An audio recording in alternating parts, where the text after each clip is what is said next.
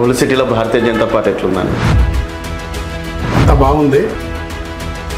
ఇది MIM party కంచుకోట ఓ రకంగా చెప్పాలంటే. సో ఇక్కడ వేరే పార్టీలకు అనేది స్పేసే ఉండదు. అట్లాంటి ఏరియాలో ఈరోజు బీజేపీ జెండా రావడానికి కారణం ఏమనుకోవచ్చానా? ఇప్పుడు ఉన్నటువంటి మీరు అంటున్నటువంటి ఒక కంచుకోట ఏదైతుందో అది ఒకానొక కాలం లోపల పూర్తిగా మెజారిటీ హిందువులు అన్నటువంటి పాత నగరం లోపల ఉన్నది.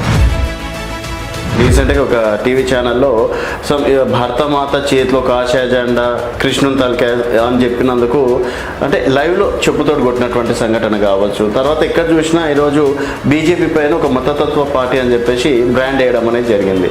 మరి ఇక్కడ అంటే మీకు ఎంఐఎం పార్టీకి పెద్ద తేడా ఏముంది?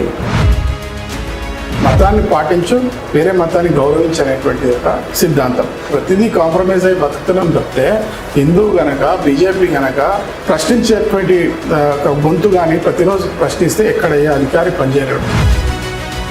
మీరు వేరే పార్టీలకు వెళ్తే వాళ్ళు కూడా మీతో కలుస్తారు, బాయ్ బాయ్ అంటారు, ఇంకేదైనా చేస్తారు. సో అయినా కూడా కాంప్రమైజ్ అయ్యి ఎందుకు ఈ పార్టీలోనే ఈ జెండాని పట్టుకొని వేలాడుతున్నారు?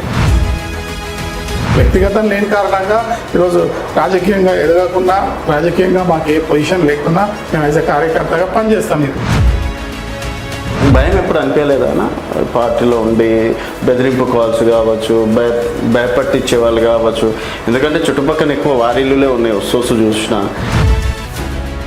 బాలరాజ్ యాదవ్ మా బ్రదర్ 94లోనే ఆయన మట్టు పెట్టింది. ఇక్కడనే ఐఎస్ఐ గుండాలు నిర్దాక్షిణంగా చంపారు. బట్ మా మీద కూడా ఎన్నో ప్రయత్నాలు జరిగినాయి. ఇది నిరంతర పోరాటం. ఇది సో నెక్స్ట్ వచ్చే జిహెచ్ఎంసీ ఎలక్షన్స్లో ఏమైనా బోని కొడతారా? ఎంఐఎం పార్టీ అయితే దొంగ ఓట్లతోనే ఈరోజు వాళ్ళకి రాజకీయ పబ్బం గడుపుతుందో దానికి చెక్ పెట్టేటువంటి ప్రయత్నం ఈరోజు ఎస్ఐఆర్ ప్రక్రియ ద్వారా బ్రేక్ అవుతుందని మేము అనుకుంటాం.